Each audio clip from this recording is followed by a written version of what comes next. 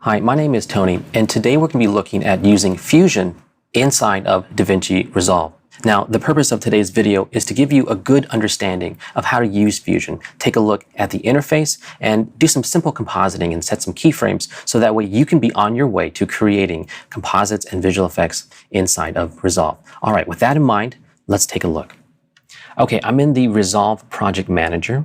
Now, I'm going to right-click and select Restore Project Archive. We want to go to the quickstart.dra. Just select that folder and press open. And don't forget, all of these lessons are available for you on the blackmagicdesign.com website. So I highly recommend you take a look, download, and start to get your way onto the lessons plans here.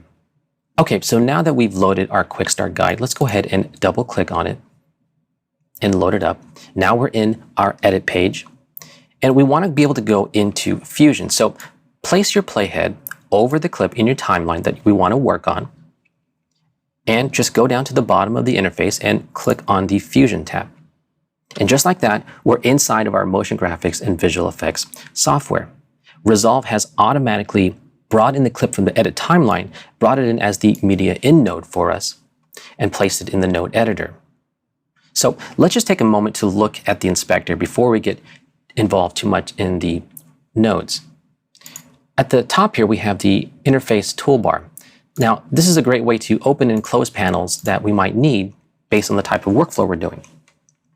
The cool thing is that you can actually customize each of these panels, clicking and resizing them as needed. And for what we're doing today, we're going to go ahead and just clean this up and reset our workspace by going to the top here and clicking on Workspace, and then going to Reset UI Layout. And that's going to bring us back to a standard layout, and for the most part, it's going to be satisfactory for the type of work we're doing today. But I do want you to go back to the workspace and just take a look. Right above the Reset UI Layout, there's Layout Presets. Now, what you can do is you can actually save your own custom layouts, which is great because as you're doing different types of workflows, you're going to want to have different panels open and available to you. So the fact that you can do that is really going to help your workflow. Okay, so below the interface toolbar, we have our viewers. We have a viewer on the left, viewer number 1, and we have a viewer on the right, viewer number 2. What's interesting about these viewers is that they're independent. And what I mean by that is if you're coming from a traditional NLE, you're going to have two types of viewers. You're going to have your viewer on the left, which is your source viewer, like in the edit page. You're going to be able to click on a clip and load it to preview. And on the viewer on the right is usually traditionally your program monitor, right? That's the final output of your timeline. But in Fusion, each viewer is independent. So essentially, you can actually load your source or program in either one of the monitors. Each viewer is going to have a toolbar. You can do things like change the size, look at different channel selectors.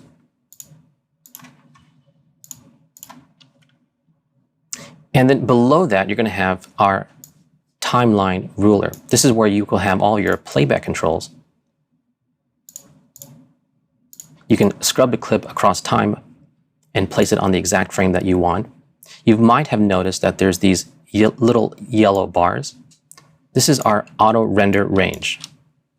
So when you hit the space bar, you can actually just preview just a section of the clip that you want to. Now, you're not changing the in and out points. It's just allowing you to basically RAM preview or cache preview just that portion of the clip.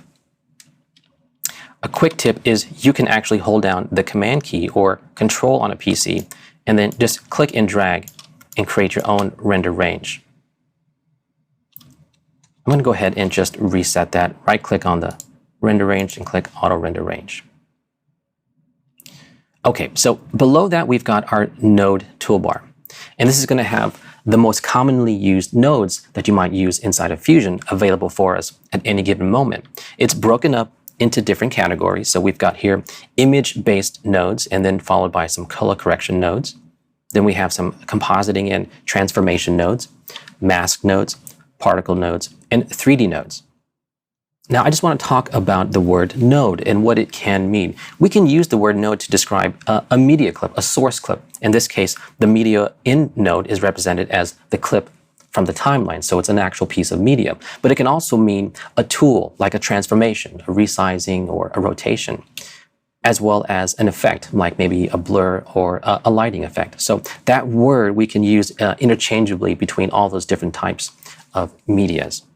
The next section that we're going to look at is the node editor, and that's this big section down here. This is where we're going to be doing all of our creating, all of our building. We're going to be bringing in nodes, connecting them together to create our visual effect or our composite. And as you're doing so, you're going to start to be able to add a lot of nodes, and you're going to want to be able to move around and navigate. So how would we go about doing that? Well, if you have a 3-button mouse, I strongly suggest that we have a 3-button mouse. You can use the middle mouse button and then just click and move around, up or down, left or right. You can also hold down your Command key and use the scroll wheel or Control key on a PC. And as you can see, we can zoom in and out of our node editor. Now, as I zoom in and out, you might see this little box appear. This is the Auto Navigator box, and that's just going to help you as we're building large node tree structures. It's going to help you to be able to navigate across your whole node tree, just like that. And as you zoom out, once you fully zoom out, it'll automatically go away. Okay, the same thing can work inside of the viewers as well. You can use your middle mouse button to move your viewer around. Also, zoom in using the scroll wheel and your Command key or Control key on a PC. And a quick tip is if you want to reset your viewer while you're in your viewer, you can press Command F, and that's going to auto fit our image based on the bounds of our viewer, or Control F on a PC. And lastly, we have our inspector over here on the right. And if you're familiar with the edit page or the other pages in Resolve, the inspector functions pretty much the same way. As you select a clip, say in the edit page, it will load that clip's properties in the inspector. And the same thing is true here. As we click on each node, it's going to load that node's properties in the inspector for us. And doing things traditionally like setting keyframes or adjusting parameters will feel very familiar if you're coming from the edit page. Okay, now that we've looked at the interface and we got a good understanding of what each zone can potentially do, let's talk about nodes. So what do we have here? Right now we've got 2 nodes. We've got a media in node, and that's the node that's coming from the edit page. Again, if we click on the edit page, we can see that's the node that's the clip that we want to work on. Click back to the Fusion page. This node, media in, is sending its signal, its RGB signal, over to the media out node. The media out node is what sends our image that we've worked on back to Resolve. So anything that we want to do to change or affect our clip needs to happen in between these 2 nodes. Now, how do we know if a node is connected or where it's going? Well, if we look at the media in node, it has this little square, this white square. That is our output. So every node will pretty much have a white square that will be able to output our image. And we connect it to a yellow triangle. That's our input image. And if we look at it, it kind of looks like it's an arrow. So that's telling us the flow. It's telling us the direction that it's going. We're going out from the media in node into the media out node. The next thing we might want to know is, how do we know what we're viewing in the monitors, in our viewers? Well, if we take a look at this viewer on the right above it, you'll see it says Media Out 1. That's letting us know that that node is loaded in this viewer. Now, if we go down to the Media Out node, we can see right here at the bottom, there's these 2 dots. Now, these are our viewer dots. The one on the right is highlighted, letting us know that it's loading itself or sending itself to viewer 2. So if we wanted to, we can view the media in node in viewer 1. Select the node and then just go ahead and press the 1 key. And just like that, we've loaded that node in that viewer. Again, we can verify that by looking at the top of the viewer. It says media in 1. And if we go back to the node in the node editor, we can see that now the left side, the left dot is highlighted. So it's telling us it's sending its signal, it's transmitting it to the viewer number 1. Okay. So that's just a quick look at how nodes work, the basics in and out of each node. So the first thing that I want to do is just be organized and rename my nodes. So let's do that by right-clicking on the media in node and going to rename. That's going to bring up our rename tool. I'm just going to name this actress. All right, I want to add just a simple color corrector. So to do that, let's go up to our node toolbar. In our color correction section, if you leave your mouse over each icon, it'll give you a name label so you can find which node that you're looking for. When you find the color corrector node, just click and drag it right into our node editor. Now I'm hovering it over that image pipeline that we talked about earlier.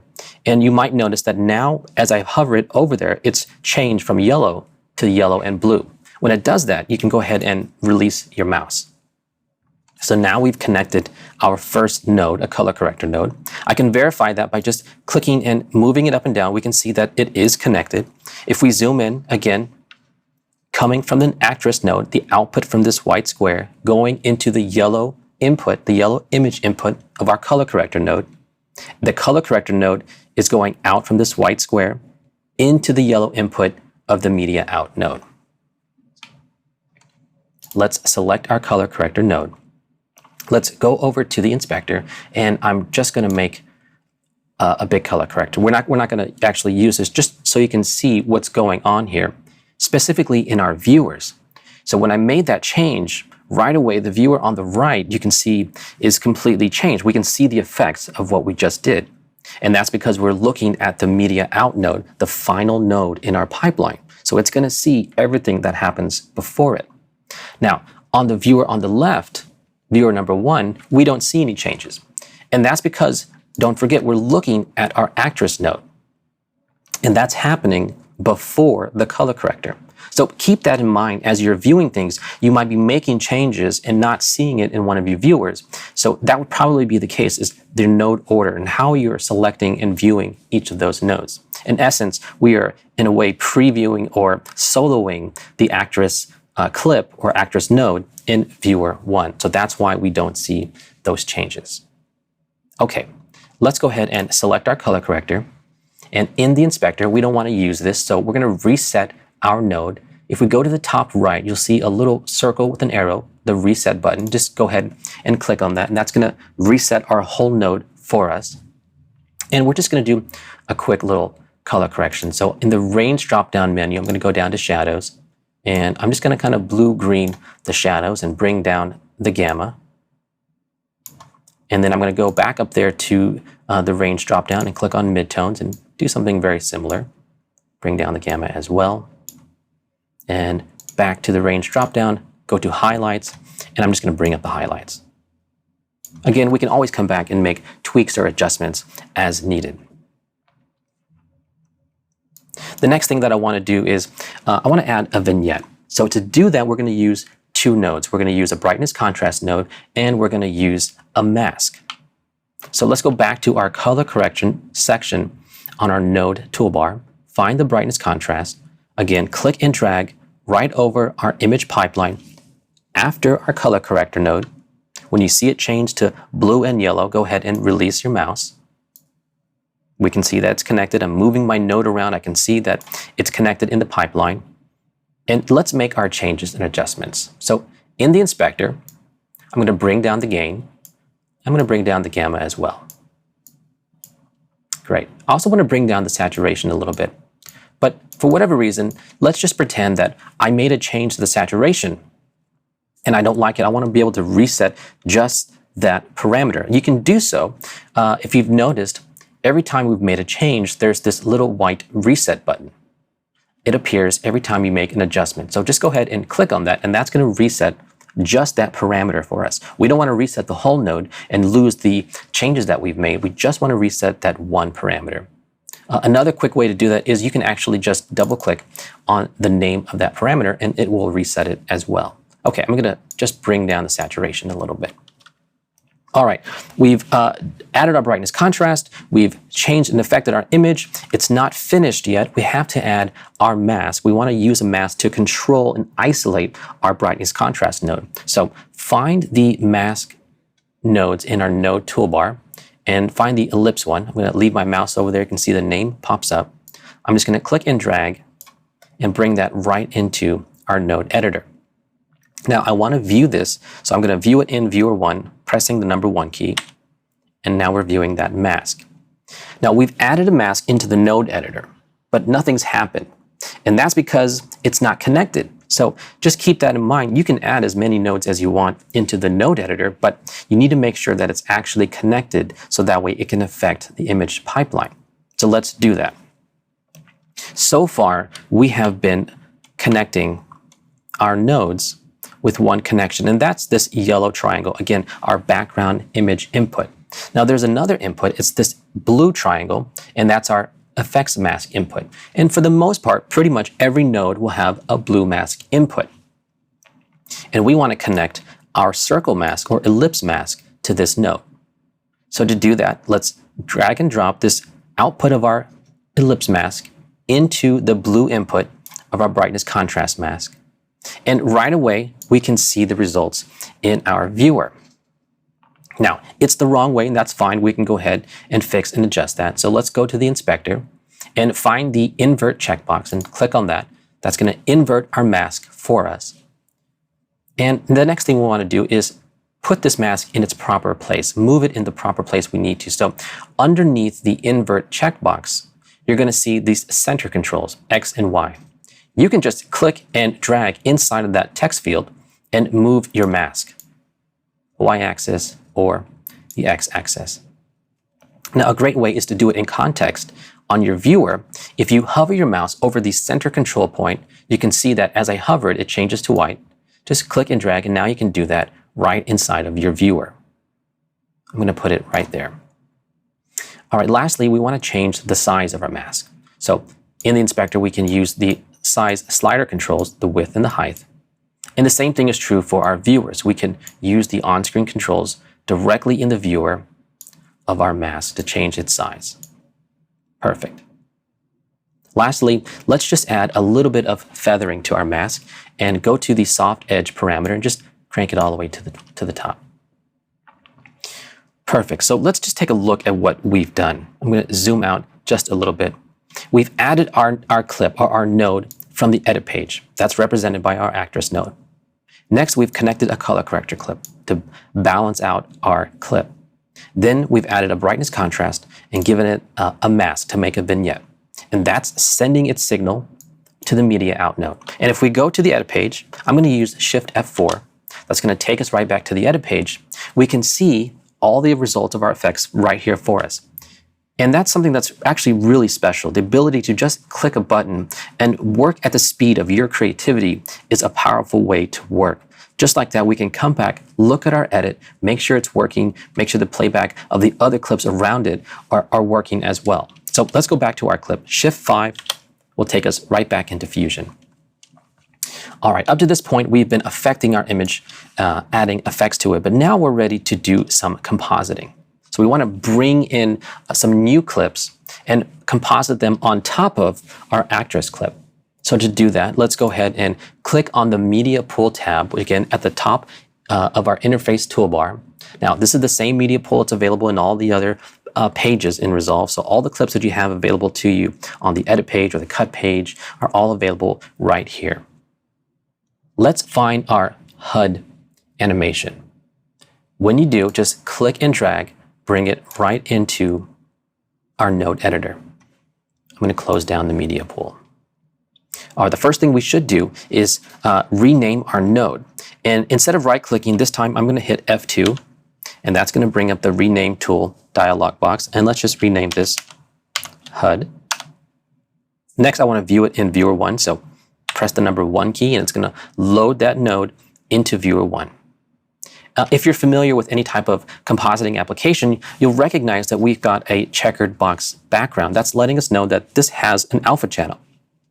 We can verify that by going up to the channel selector tool and looking at our alpha channel.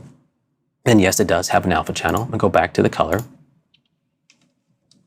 All right, now we want to take this layer, if you will, this node, and composite it on top of our actress.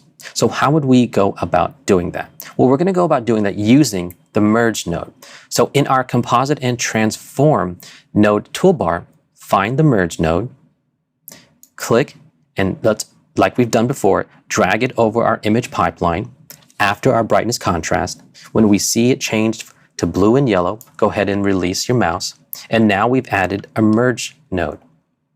Let's take a little look at that. We're familiar with our yellow triangle input. That's our background image input. We're familiar with our blue triangle input. That's our effects mask input. But now we have a green input, and that's our foreground input. And really think of it that way. We want to have a foreground element, right? In this case, our HUD animation. And we want to add it on top of, or composite it on top of, our background, which is our actress. Another way you can look at it is think of the yellow triangle as track 1 on the edit page and the green triangle as track 2 on the edit page. So it's just stacking them one on top of the other. So let's make our first composite. Take the output of our HUD, this little white square, and connect it to the green triangle input of our merge node. And when we do, we can now see the effects of our composite. We have our HUD on top of our actress. I'm going to zoom in, or excuse me, zoom out a little bit and move this over. Let's repeat that process again and add a different layer. Go back to the media pool, find the glass JPEG image, and then let's just drag that right in. I'm going to close my media pool. With that node selected, press 1, load it in viewer 1, press F2 to rename it. And just so you know, as I'm looking at this in the viewer, I see our image and it has a completely black background. I'm assuming that it doesn't have an alpha channel. I'm going to verify that just by clicking on our channel selector. And yeah, it doesn't have an alpha channel. So just so you know, once we composite that, it's going to completely cover our background image. And that's fine. We can fix it. We can adjust it. So let's make our composite again. We're going to use a merge node. Click and drag our merge node. Drag it over our image pipeline. When it changes to blue and yellow, release. Take the output of our glass node, connect it to the green triangle input of our merge 2. And just like we talked about, now we've composited that, but again, it's covering up our image. That's fine. With that merge node selected, let's go into the inspector. And under the apply mode, you'll see there's a drop-down box that's got all the available composite modes that you're familiar when you've been compositing. So we're going to use and click on screen. Next, I'm going to go to this blend parameter right here, and that's essentially the opacity control. So I'm just going to bring it down just ever so slightly. We've brought our clip in from our timeline, our actress layer. We've added some color correction, and we've done 2 composites with our HUD and with our glass. The one thing that I did notice earlier was that I thought that the HUD layer had a little bit larger resolution. So I'm going to just load it into viewer 1. And we can see that we definitely have more information here that's not showing up on our final composite. And that's fine. We can just use a transform node to rescale it down for us. But that brings up an interesting question, and that's node order. Again, where we connect and place our nodes will have an impact on our final image. So let's just take a look at what happens if we were to add a transform node at the very end of our node tree. So go to the node toolbar and just find our transform node. Just click it and drag it, again, right over our image pipeline after our merge 2. And when we go to the inspector, we're going to adjust its size. Okay, so that's not what we wanted. This transform is actually affecting everything that happened before it. In this case, it's sizing down our actress and our HUD and our glass layer all together, and that's not what we want. So we need to think about what's the most efficient way to place our nodes, to insert our nodes, so that it's only affecting our HUD. Well, first of all, let's go ahead and delete this transform node. Just make sure it's selected and press your delete key. And I'm thinking that if we place our transform node right after our HUD node, that's only going to affect our HUD node. So let's give that a try. Again, go ahead and grab our transform node and then just bring it in and connect it to our HUD pipeline. Okay, so now it's connected. Let's go back to our inspector, and in the size parameter, let's resize it. And of course, so now it's affecting just the HUD. So keep that in mind as you're working, as you're adding nodes. Where you place your nodes will have an impact on the final outcome. In this case, we only want to isolate and transform the HUD. So make sure that you place the node in the right spot. All right, I'm going to use the on-screen controls here and just move this HUD over just a little bit. Perfect. Let's just go ahead and add some look effects nodes just to kind of dial in our HUD layer so it starts to feel a little bit more like it's a part of the scene. So to do that, I'm going to go to the effects library. Now, for the most part, we've been adding our nodes from the node toolbar. And again, those are the commonly used tools that you're going to need access to right there in the toolbar. But in the effects library, it has all of the nodes available inside of Fusion. So they're broken up for you on different categories for 3D, blurs, you name it. Take a look at each of these different categories for you. Each of these different categories based on what you need for your composite. We're going to be in the blur category, and we're going to use the defocus node. But before we add that, I want to do it a little bit differently. So I'm going to go over here and just make a little room by dragging these nodes up. And with my transform node selected, just go to the defocus plugin and just click on that node and watch what happens. Because we had our transform node selected, and when we clicked on the defocus node, Fusion said, I think you want to add it automatically and I'll connect it for you. And that's exactly what we want. So just by having this node selected and then clicking on this icon in the effects library, it'll just add it for you and connect it for you automatically. In the defocus node in the inspector, let's go to the bloom level and let's just bring it down. We don't want it to be too bright, so we're just going to bring that down. Now, not only do you have all of Fusion's tools available for you, but because we're inside of DaVinci Resolve, you also have access to the Resolve effects that you can use in the edit page and the color page. They're now available inside of Fusion. So let's open our Open Effects category and go down to the Effects Stylize. Now again, remember I have my defocus node selected, so I'm going to go over here and click on Prism Blur. And when I do, it's just going to automatically add it for me. Right below that is scan lines. Let's go ahead and just click on scan lines as well. Okay, I'm going to close down the effects library. Again, I'm going to alter my UI and just rearrange some of these nodes just to make it a little bit easier for us to look at. We've added our defocus, we've added a prism blur, and we've added some scan lines. With the scan lines selected, I just want to bring up the line frequency here in the inspector under appearance. You can see this line frequency. I'm just going to bring it up to somewhere around 11 is fine. But as we're doing that, I'm noticing something, and that is we applied our blur and we applied our prism blur. After that, we applied the scan lines. And what's happening is that the scan lines are cutting through our blur effect, and it's not feeling natural or real. So this, again, make sure you're paying attention to your node connection order. That's very, very important. So what we want to do is we want to take our scan lines node and remove it and put it before our blurred nodes. So let's look at how we can do that. Now, earlier, when we had a node that we didn't want, we selected it and deleted it. Now, there's a faster way of doing that. And that is if you hold down the Shift key and then click and drag your node, you can instantly remove it out of that pipeline, keeping that pipeline intact, but then moving that node out of it. And we want to drag it before and connect it before our defocus. So I'm going to rearrange some of these nodes here. Again, click and hold and drag on my scan lines and hold the Shift key down. And when I hover over it, we can see it changes to half yellow, half blue. When it does, release your mouse, and now it's connected again. So these little tidbits like this are great for being efficient as you work inside of Fusion.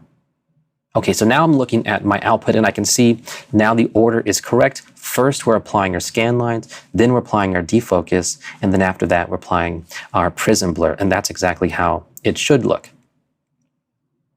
But now that we've done that, I can see my glass node is looking very, very sharp, and it's not the same. If the HUD and the glass are supposed to be on the same plane, we need to apply those same effects that we did earlier on the HUD onto the glass. There's a couple ways we can do that, but one of the simplest ways we can is just selecting our defocus node and using Command-C for copy or Control-C if you're on a PC.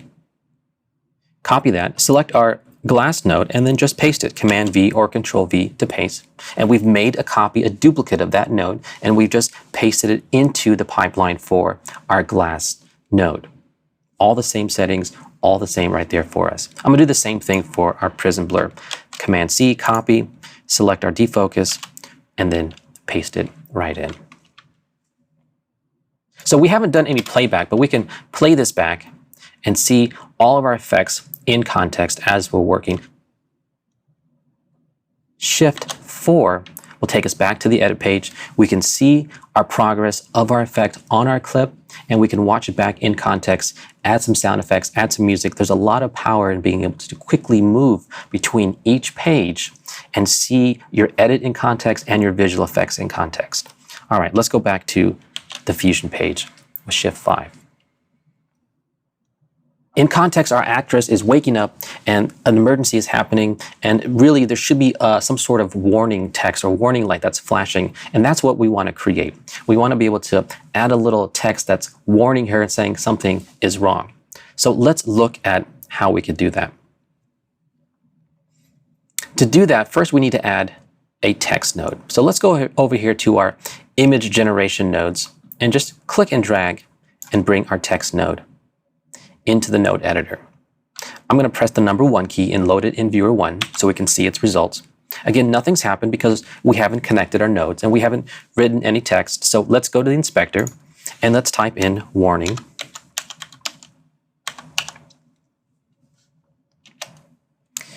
All right. So the idea is I want to be able to connect my text node into my composite, but essentially it's a part of the HUD. So I would like it to have all the same effects that we've applied to our HUD to apply to the text node. So again, this is very important about node order. Where you place your nodes is very, very important. So let's just, for the sake of looking at this, add our text node, merge our text node into our composite. Now, before, we've been grabbing our merge from our toolbar and bringing that down into our node editor. But this time, we're going to do it a little different way. Let's take the output of our text node and connect it to the output of our merge 2. And when we did that, Fusion is saying, well, it looks like you want to composite. You're taking the output of one node and you're placing it over the output of another node. So I'm going to assume that you want me to composite these or merge them together. So I'm going to add a merge node and connect everything for you. And that's exactly what we want. As we added this, we've added this node, this text node, to the end of our node tree. And it's nice, crisp, and sharp. And it doesn't have those same effects that we have on our HUD.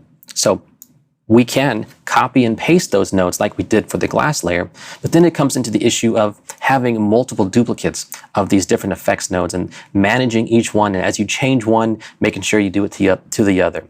So there's an efficient way, there's a smart way to think about this. And if we think about it, we can actually place our text node in a way that it just inherits all of those effects that we've already done. So let's go ahead and delete our merge. We don't need that anymore. And let's take our text node and move it over here next to our HUD layer. I'm going to move this HUD and transform node up. And if we connect this node and insert it at this point, it should just inherit all of those effects that we've done. So let's give that a try. Take the output of our text node and then just drag it over the output of our transform node. Again, Fusion just created the merge for us. And as we can see in our viewer and viewer 2, that now it's actually taking on the effects that we've added to the HUD: scan lines, defocus, and prism blur. So thinking about where you place your nodes, you can actually be smart and efficient about how you use your nodes. If you're familiar with using layer-based applications, this is the same thing as doing a pre-comp. The benefit is you're not doing a compound clip, or you're not losing access to all your layers. Everything is still right here available for you to quickly access and change. Let's just change this text node around a little bit. Select the text node, and in the inspector, let's go ahead and change our font from bold to just regular. And let's bring up our size a little bit. I want to move this more closer to her, to the HUD and to her eyes. All right. Now you might have noticed that there's all these different tabs up here. And like I said earlier, when you click on a node, each node is going to have a different set amount of parameters. And in this case, the text node has a lot of different parameters. For our purposes, we want to be in the shadings tab. So let's go down to the color, and let's just change this to somewhat of a red. Now you might have noticed up here this select elements. So you've got different shading elements, up to 8. And essentially that allows you to do things like drop shadows or glows or blurs or outlines. So what we can do is we can select shading element number 2. That's going to give us a red outline. Now this name here, this is a custom name. We can change this to whatever we want.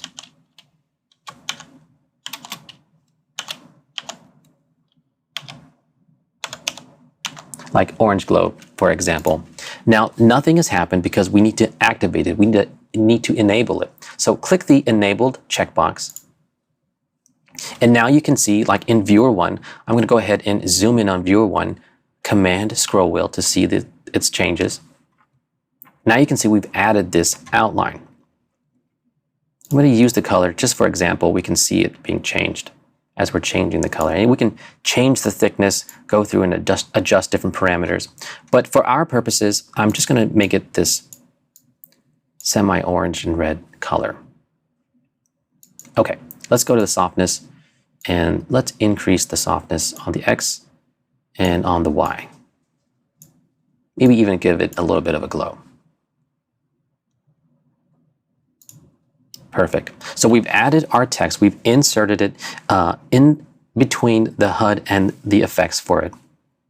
Now we've got this warning sign happening in front of our actress. If we play back, we can see, well, it's just static. So we really would need it to be flashing on and off, or coming on and off, letting her know, getting her attention. So we're going to do that by using the merge node. And if I just scrub the blend parameter, again, it's also the opacity parameter. If I just scrub that back and forth, you can see that's kind of the effect that we want to do. So let's go ahead and look at how we can animate this in order to get it to flash on and off. I'm going to hit the command left arrow, and that's going to take me back to the beginning of my clip. You can also hit command right arrow, and that'll take you to the end.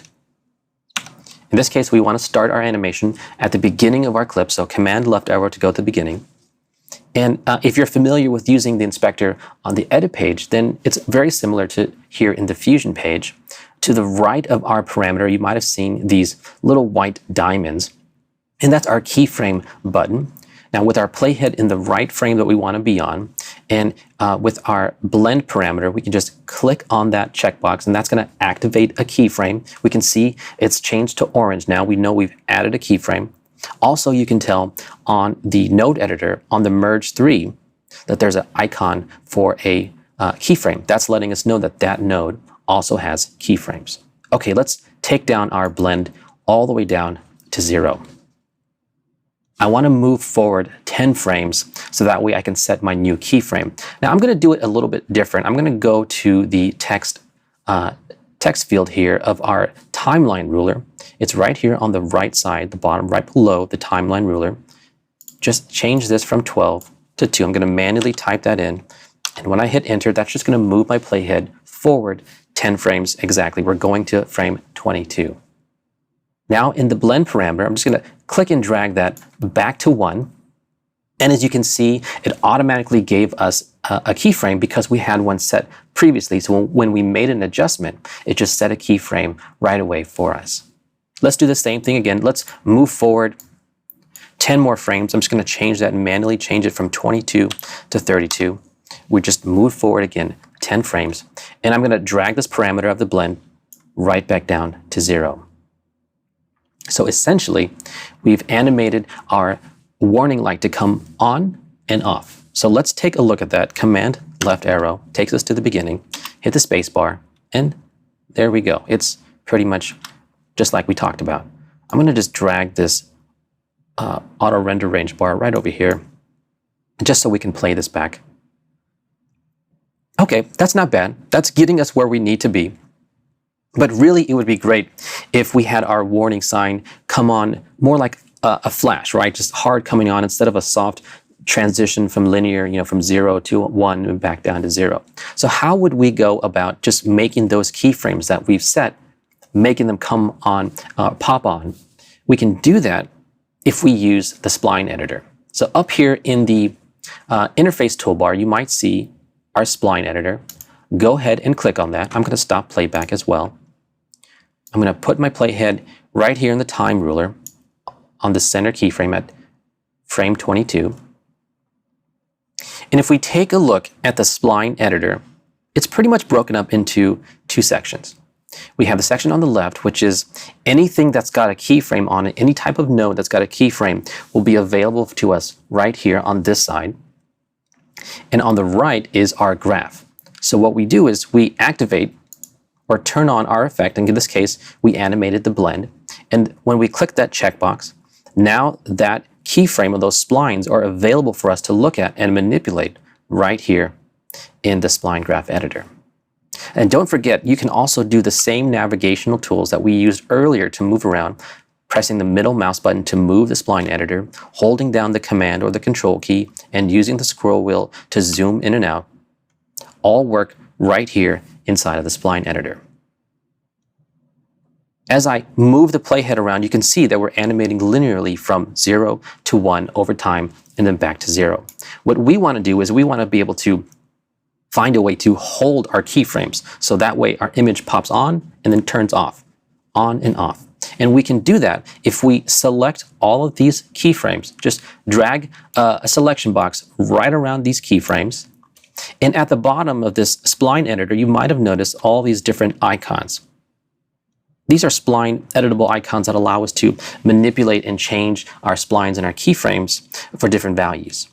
Now, the one thing that we want is we want the step in icon. So once you put your mouse over the step in icon, go ahead and click on that, and you can see visually the change that has happened to that spline now. It's no longer gradually moving over time to each keyframe. It's now got a hard hold keyframe, so it's going to pop on and off. So let's take a look at that. I'm going to hit my space bar, and we can see that's exactly what it's doing now. Warning is just popping on and popping off. Okay, that's looking better. The next thing that we need to do, though, is we need to essentially add keyframes to have this effect happen repeatedly over time until the end of the clip. So we could copy and paste keyframes or just manually go through and animate like we did. But again, we want to work dynamically. We want to be able to work in a way that allows us to use the least amount of keyframes but give us the most impact. So we're going to do that again by selecting all of our keyframes like we did before. And again, at the bottom here, let's find the set loop icon. It's the icon with two little squiggly lines. Once you find that, go ahead and click on that icon. And right away, you can see now we have this sort of dotted line pattern that's mimicking our keyframes, our original 3 keyframes that we set. And this is a great way to work and build animations just based off of 3 keyframes. So I'm going to open up my auto render range back this way so we can see the full effect and hit spacebar. So again, just by making 3 keyframes, now we've animated that over the entire length of the clip, doing that same process over and over again. And to take it even a step further, what we can do is we can actually select our keyframes and use this icon down here that's called shape box. If we click it, it's going to make a shape box around those keyframes that we can use to warp those keyframes, or in our case, we want to be able to compress the timing of our keyframes. So just by dragging this shape box, we can actually compress the timing, but in doing so, it's dynamically updating our loop, and now it's animating on and off much faster. So again, thinking in a way that we can animate dynamically so we can do complex things, but in a simple way. Okay, that is looking pretty good. I'm going to close down my spline editor and zoom out a little bit just so we can see all of our node tree structure. The last thing that I want to talk about is just furthering this idea of dynamic animation, and could we take that further? And we can. It would be nice if maybe as this warning light is popping on and off on our actress, that we could have a little bit of a light glow appearing on her face. So we're going to do that, but we're going to do that without adding any more keyframes than we already have. So let's go back to the beginning of our node tree. And I'm just going to move these two keyframes, move these two nodes over just to create a little bit of space. And let's zoom in a little bit. Essentially, I'm going to create this lighting effect by using another color corrector node. So with my color corrector node selected, I don't want to use the toolbar, or I don't want to use the effects library. I want to do this in a much faster way. So, and we can use Shift Spacebar, and that's going to bring up our Select Tool dialog box. As you get to know each and every of the nodes that are available to you, you can now just bring up this dialog box and type in its name and quickly be able to find, access, and add a node to your node tree very, very quickly. So in this case, I'm just going to type in CC, and that's going to find and select my color corrector node.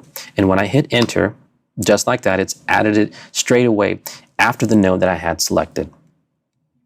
And so one thing I want you to be aware of is as you're building your nodes, we can add as many nodes as we need. But in this case, if I had to send this comp to someone else, or maybe even myself come back later, I might see color corrector 1 and color corrector 2, and maybe I forget which node is doing which. So it's important that we take the time to label these nodes. In this case, I'm going to select both of those nodes together. And then, like we've done before, I'm going to hit F2 to bring up the rename tool. It's brought up color corrector 1. I'm going to type in base_CC. And when I hit enter, it's going to bring up the rename tool again. So because I had both of those nodes selected at once, when I hit the rename tool, it's going to automatically bring up the rename tool for me, essentially renaming my nodes in bulk. So let's go ahead and rename this. redlight_CC. All right, so let's select our red light color corrector node, and let's go over to the inspector and just change it towards red. And that can work for the most part. We want to be able to isolate it again like we did before on the brightness contrast node. So we're going to do that same procedure of adding an ellipse node and controlling our color corrector node, but we're going to use the new way of adding a node, and that is Shift Spacebar right away, just typing in ellipse, hitting enter, and very, very quickly you can see how now, because we know our nodes, we can add tools and we can add nodes very, very fast. Okay. We've added our ellipse node. I'm going to use the on-screen controls, adjust the node into position where I think it should fit best. Right around there is good. Now, normally I would just go ahead and soften the edge right away, but I want to leave this as a hard edge for now, just so we can see our effect. And then once we're done, we'll come back and soften that off. Okay, so earlier I said we're going to animate this effect without adding any keyframes. And we're going to do that by using what Fusion calls modifiers. Now, a modifier is a really cool way of being able to link two different parameters, even across different nodes, to drive animation dynamically. So let's look at how we can do that.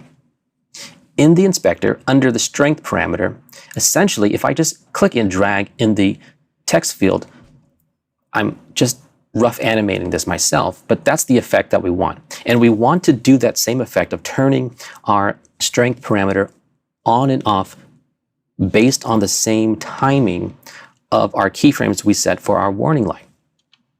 So if we just right click on the strength parameter and we go down to modify width, there's a lot of different options for us to use, but in our case, we want to use the probe modifier. So let's click on the probe modifier. Well, what happened? We clicked on the probe modifier, our effect went away, and really nothing else happened.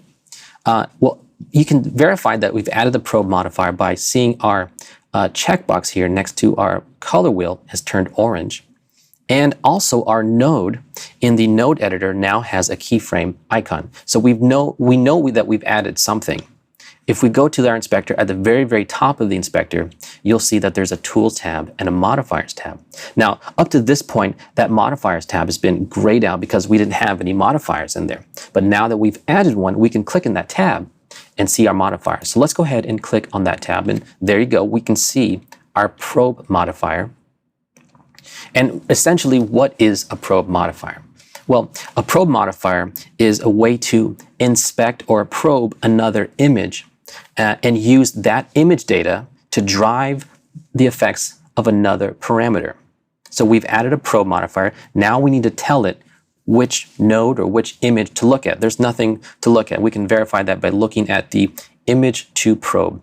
In this little text field, it's empty, so there's nothing there. We have to tell that. We have to tell that probe modifier, hey, I want you to look at this specific node. So let's go over to our Merge 3. This is where we have our animation for our text animation. Now let's just click and drag and keep dragging and going all the way into the probe modifier dialog box. I know it might seem a little weird to be able to drag a node all the way from the node editor into the inspector, but just go all the way and let go and you'll see it. Now it says Merge 3. So now we've connected our probe to a merge, but again, nothing is happening. And that's because we have to now move our center control for our probe, right? We added a probe modifier. The probe actually has a probe, which is this center position. And when we move this over our text, we can see that now it gets activated. Now we can pull this image, and I'm just going to use my viewer 1. And you can see here, as I move this probe over the text, now when we hit play,